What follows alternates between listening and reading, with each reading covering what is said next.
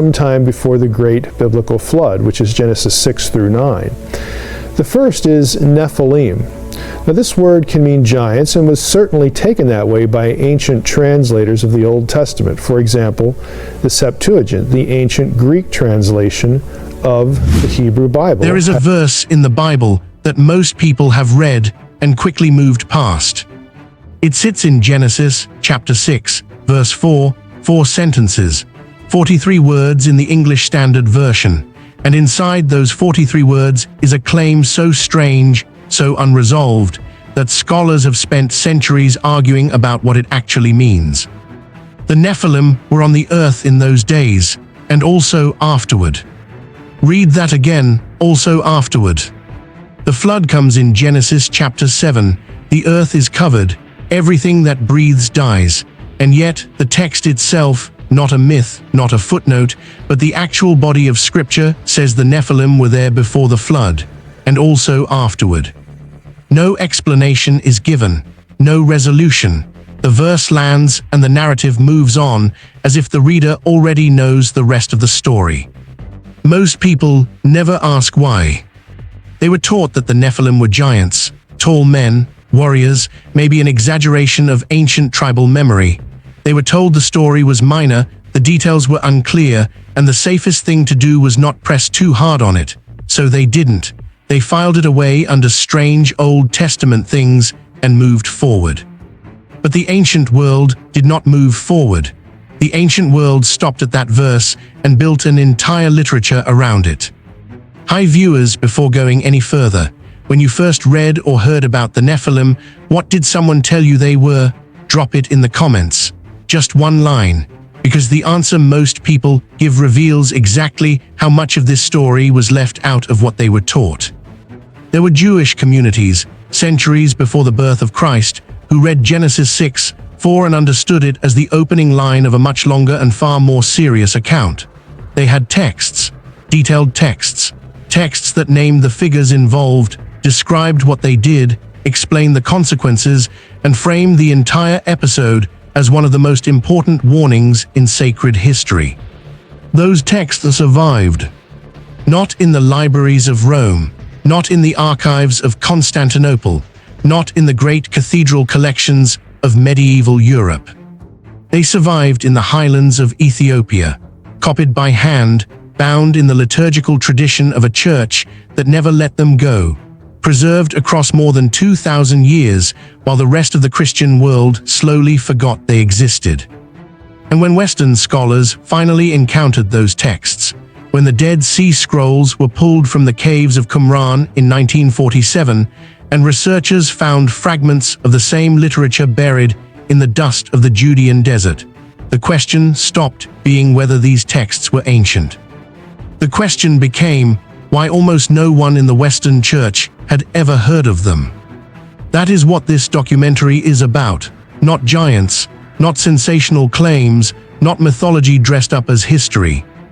It is about what the ancient world actually believed, what they actually recorded, and what happened to that record over the long centuries between then and now.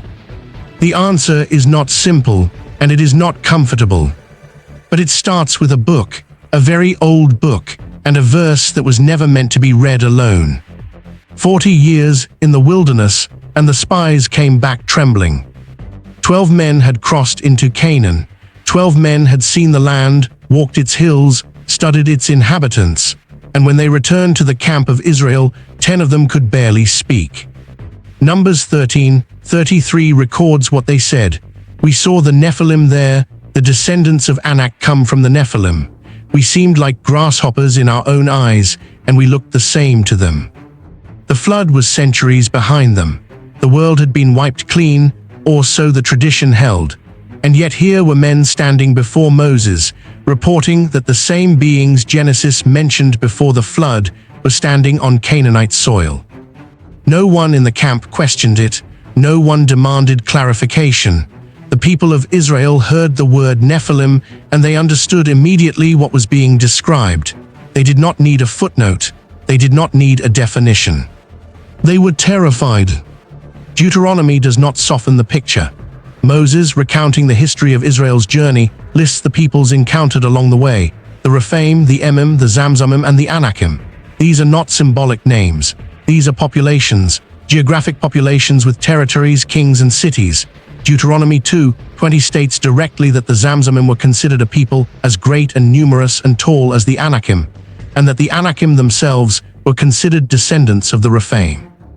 The biblical text is not vague here. It is methodical.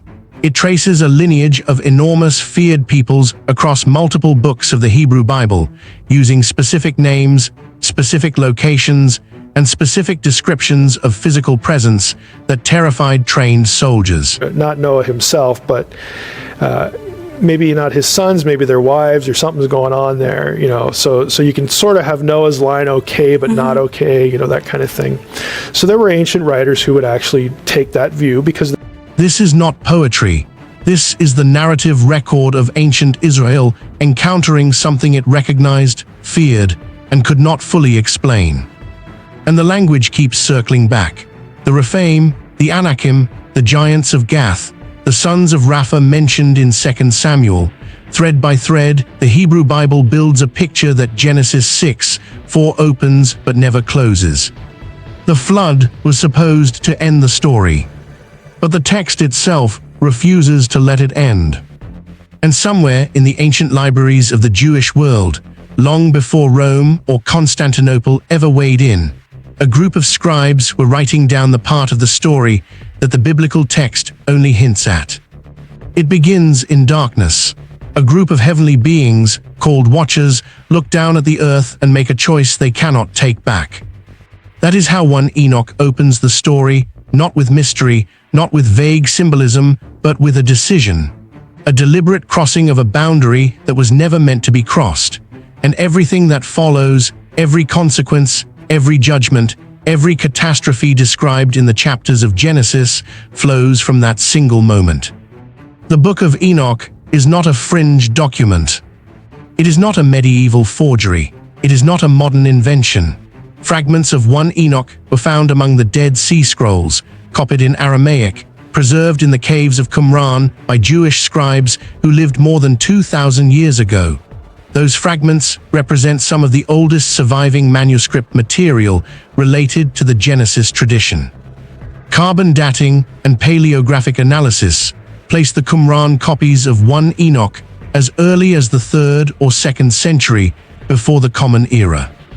The complete text of 1 Enoch survived in a different place entirely, in Ethiopia, preserved in Ge'ez, the liturgical language of the Ethiopian Orthodox Church.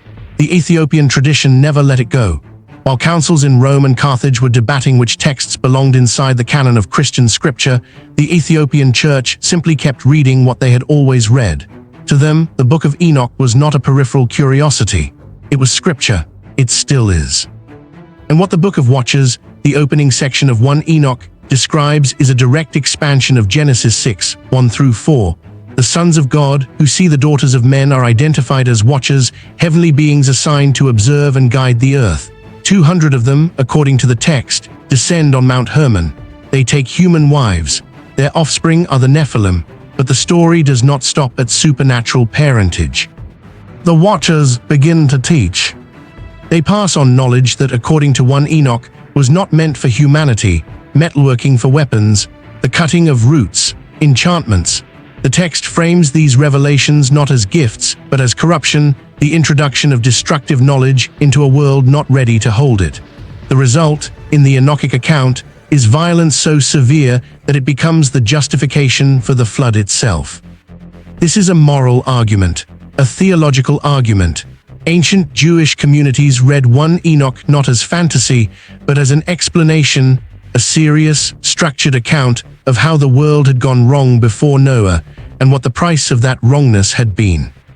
They preserved it because it answered questions Genesis left open. They copied it by hand, generation after generation, in stone cells and mountain monasteries, in desert caves and highland churches, because they believed it mattered. And 2 of the apostles who walked with Jesus wrote letters that suggest they believed it too. In 1947, a Bedouin shepherd threw a stone into a cave above the Dead Sea and heard pottery break. What he had found, without knowing it, was the most significant manuscript discovery of the 20th century: the Dead Sea Scrolls, thousands of fragments, hundreds of texts, a library buried by a Jewish community sometime around the 1st century of the Common Era, hidden in the limestone cliffs above Qumran before the Roman army swept through Judea. Among those fragments were copies of books the Western world had largely forgotten. Cave 4 alone yielded more than 15,000 fragments from over 500 different manuscripts. Researchers working through the material found substantial portions of 1 Enoch, specifically the Book of Watches and other sections, written in Aramaic on animal skin. These were not single isolated copies. Multiple copies of Enochic material were found across different caves, indicating that this literature was not rare, not private, and not considered dangerous. It was common, it was studied, it was part of the reading life of the Qumran community. And then researchers found something else entirely. The Book of Giants, a separate text, also found in the Qumran caves, that expands the Enochic tradition further. It describes the Nephilim themselves, the giant offspring of the Watchers, and their eventual fate. Fragments of this same text had already been found in other ancient manuscript traditions across the ancient Near East, suggesting it had circulated widely far beyond the boundaries of any single community. What the Qumran discoveries established, beyond any reasonable academic dispute, is this: the Enochic literature was not a late invention. It was not a minority opinion held by a handful of scribes. It was a recognized and widely circulated body of texts that shaped how ancient Jewish communities understood Genesis 6, the Nephilim, the flood, and the cosmic dimensions of human moral failure. The people who produced the Dead Sea Scrolls were not isolated radicals. Many scholars believe they were part of a broader priestly tradition within Second Temple Judaism. They copied the Torah, they copied the Psalms, they copied Isaiah, and they copied 1 Enoch with the same care, the same precision, and the same material investment. That tells the careful reader something that does not require speculation to understand. These texts were considered sacred enough to preserve, sacred enough to copy multiple times, sacred enough to hide from an advancing army rather than leave behind. The question that follows from that is not complicated. If the community that buried the Dead Sea Scrolls treated 1 Enoch as sacred literature, why did the churches that came after them treat it like it had never existed? The letter of Jude is 25 verses long. It is one of the shortest documents in the entire New Testament. Most congregations rarely preach through it. Many Christians have read past it without pausing. But in verse 14, Jude does something that changes everything about how 1 Enoch should be understood. He quotes it. Not a vague allusion, not a loose borrowing of language, a direct named citation. Enoch, the 7th from Adam, prophesied about these men. See, the Lord is coming with thousands upon thousands of his holy ones to judge everyone. That passage does not appear in the Hebrew Bible. It is not in Genesis, not in any book of Moses, not anywhere in the 39 books of the Protestant Old Testament canon.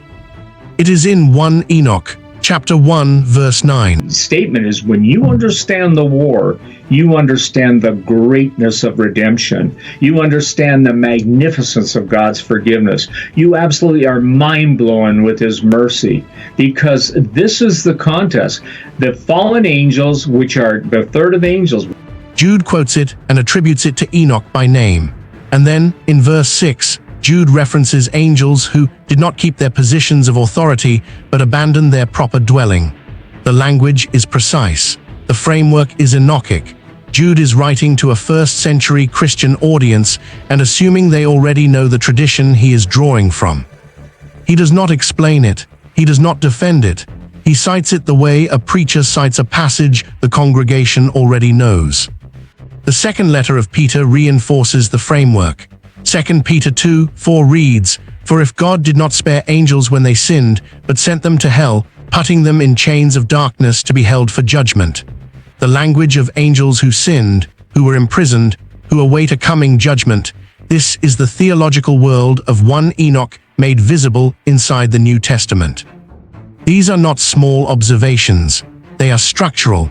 They mean that at least two of the letter writers whose work was preserved in the Christian New Testament were familiar with Enochic tradition, drew from it deliberately, and expected their readers to recognize the reference. Early Christianity did not exist in a vacuum. It grew inside Second Temple Judaism. It inherited that world's texts, that world's assumptions, and that world's questions about Genesis 6. The Nephilim were not an embarrassing footnote that the apostles quietly ignored. They were part of the framework. And somewhere between the 1st century and the modern Sunday morning service, that framework was quietly set aside. The question is not whether it happened. The question is where and in which tradition it never did. The manuscript is still there. Not a photograph of it, not a digital scan filed in a university archive. The actual physical manuscript, animal skin, hand-lettered in gears, bound inside a tradition that never once considered letting it disappear. The Ethiopian Orthodox Church did not rediscover the Book of Enoch. They never lost it. While European councils were drawing the boundaries of the biblical canon, while Rome and Carthage and Constantinople were debating which texts would survive inside official Christianity and which would not, the Ethiopian Church kept its library exactly as it was.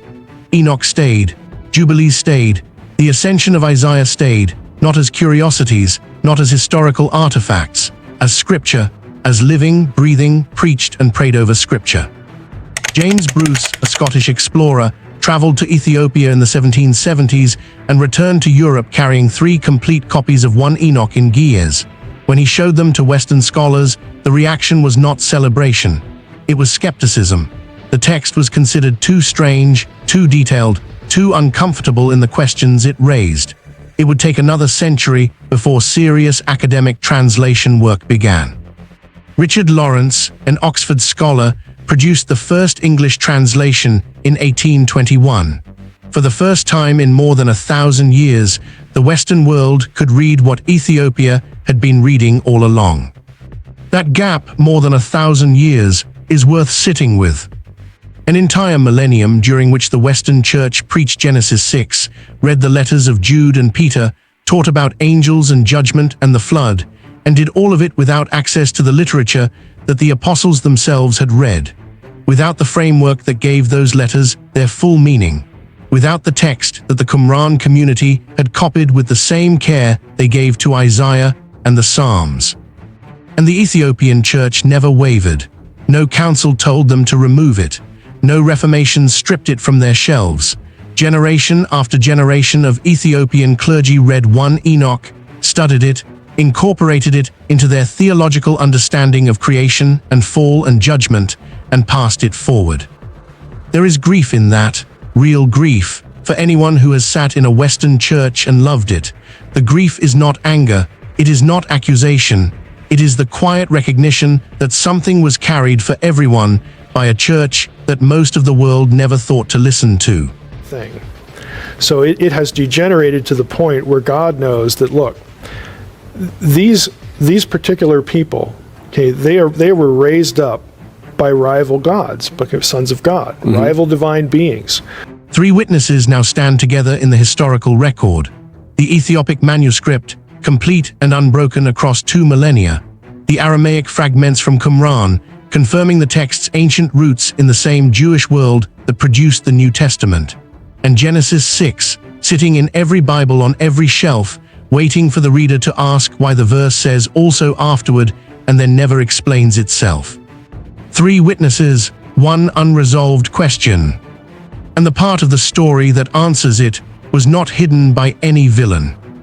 It was preserved by a church that the West forgot to ask. The Watchers did not simply arrive, they organized.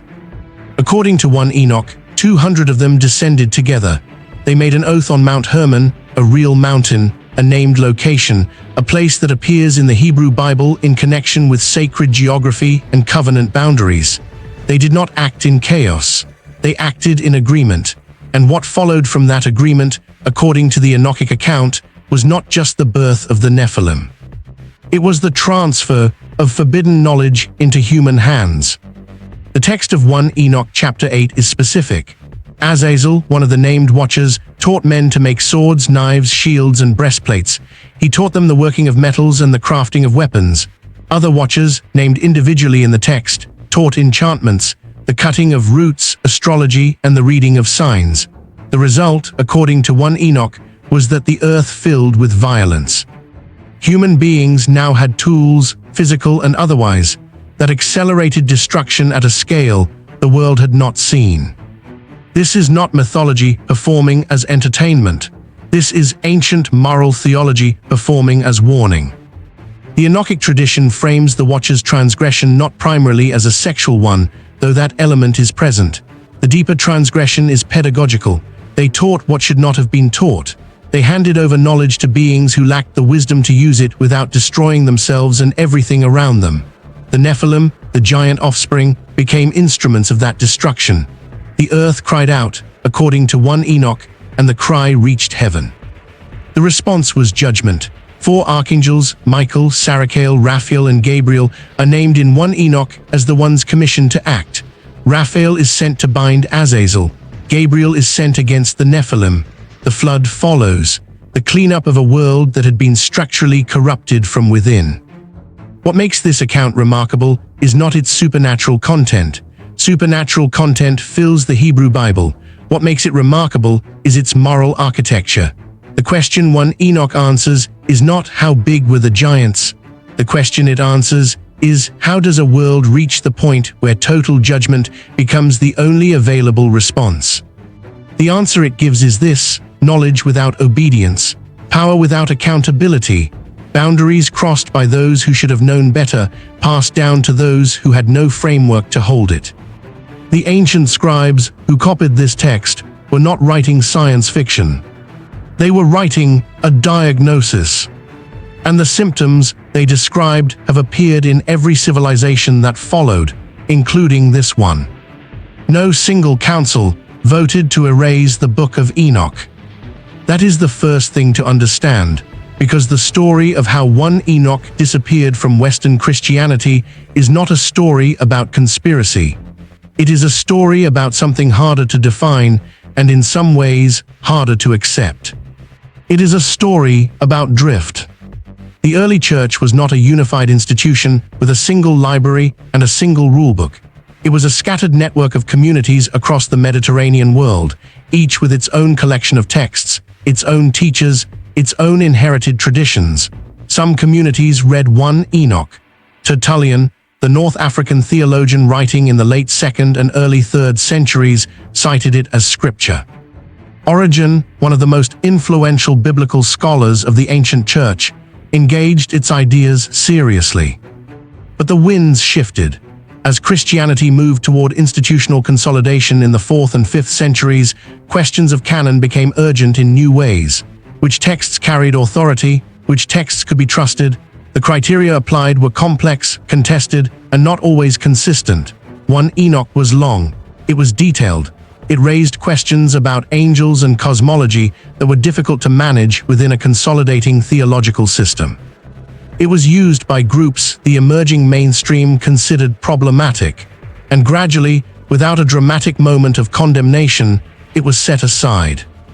Not burned, not formally banned in most traditions, simply no longer copied.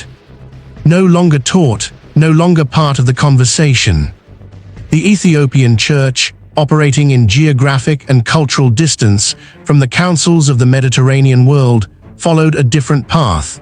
It kept 1 Enoch precisely because it had never been pressured to release it. Then came 1947. The Dead Sea Scrolls changed the academic conversation permanently. When scholars confirmed that 1 Enoch had been copied and preserved by Jewish communities living in the same century as the New Testament writers, the dismissal of the text as late or unreliable collapsed. This was ancient material, pre-Christian material that predated the arguments that had pushed it to the margins. The modern scholarly consensus now recognizes 1 Enoch as a significant and legitimate piece of Second Temple Jewish literature with direct connections to the New Testament. The text never changed. The world's ability to see it clearly finally did. And what scholars found when they looked again raised a question that no comfortable answer has yet resolved. Pull every thread together, and one image forms. Genesis 6:4 opens a door. Numbers 13:33 confirms something walked through it and survived the flood. Deuteronomy names the descendants. The Dead Sea Scrolls place the explanatory literature inside the same world as the New Testament. Jude quotes it by name. Ethiopia preserved the complete text across 2,000 unbroken years. This is not a chain built from speculation. Every link in it carries a documented source, manuscript, fragment, canonical text, or verified archaeological record. And what the chain points toward is a conclusion that the ancient world had already reached long before the modern debate began. The Nephilim were not primarily a story about physical size. They were a story about what happens when the boundary between the created order and the Creator's design is deliberately broken. The violence that followed in the Enochic account was not random.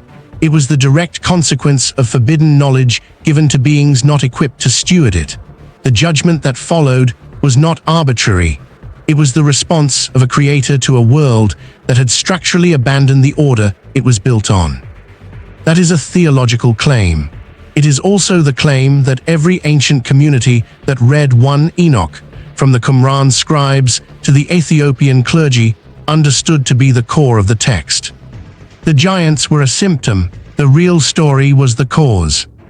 And that cause, boundaries crossed by the powerful, knowledge weaponized against the vulnerable, accountability abandoned by those who were supposed to hold it, is not an ancient story in the sense that it is finished. It is ancient in the sense that it is the oldest version of a pattern humanity has repeated ever since. When man began to multiply on the face of the land and daughters were born to them, the sons of God saw that the daughters of man were attractive, and they took as their wives any they chose. Then the Lord said, My spirit shall not abide in man forever, for he is flesh. His days shall be... The Hebrew Bible does not let the Nephilim disappear quietly. The Anakim are still there in Joshua. The giant of Gath is still there in Samuel. The echoes run forward through the text because the people writing the text understood that the problem Genesis 6 described had not been permanently solved. It had been interrupted. And the warning that 1 Enoch wraps around the entire episode, the warning about what forbidden knowledge costs, what corrupted power produces, what broken boundaries leave behind, was written for every generation that came after, including this one. The manuscripts are still being studied. Right now, in climate-controlled university libraries across Europe, the Middle East, and North America, scholars are working through fragments, comparing Aramaic texts from Qumran with Ge'ez manuscripts from Ethiopia, cross-referencing the Book of Giants with the Book of Watchers, tracing the specific language of Jude and 2 Peter back through layers of ancient Jewish tradition to find where the roots go. The work is not finished. It may never be finished. And that is the honest place to end this documentary, not with a clean resolution, not with a final verdict, but with the picture as it actually stands. Genesis 6:4 is still in every Bible. The verse still says also afterward. The text still does not explain itself. 1 Enoch is still in the Ethiopian Orthodox canon. It is still read.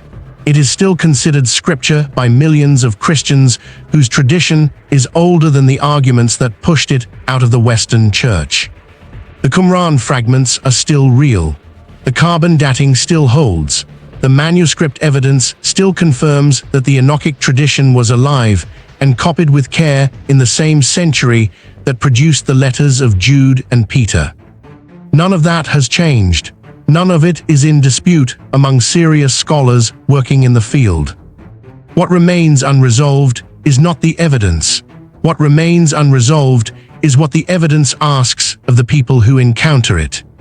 Because if the ancient world, the Jewish scribes of Qumran, the apostolic writers of the New Testament, the clergy of the Ethiopian Church, all treated 1 Enoch as a serious, sacred, and structurally important account of what Genesis 6 describes, then the question facing every modern believer is not whether giants existed.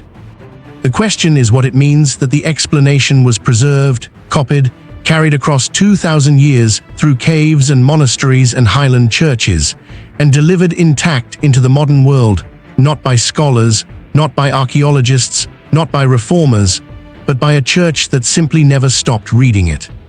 The mystery of the Nephilim is not buried, it is not lost. It is sitting in plain sight, in texts that have been available for over 200 years in English translation, waiting for the generation that is finally ready to read them carefully. This channel exists because that generation is here. Every documentary on this channel, the giants, the visions of Enoch, the forgotten traditions, the ancient questions about where humanity came from and where it went wrong, is built on documented sources, verified manuscripts, and the honest questions that serious faith has never been afraid to ask. If this documentary opens something for you, subscribe and turn on notifications. Every week, another piece of the record surfaces, another text, another fragment, another thread that the ancient world preserved and the modern world is only now learning to follow. The story of what was hidden, what was forgotten, and what was kept alive is far longer than one documentary. And you will not want to miss what comes next. Drop your thoughts in the comments. Share this with someone who has ever read Genesis 6 and felt that the verse was asking a question no one around them was willing to answer, because that feeling was not confusion. That feeling was the beginning of the right question.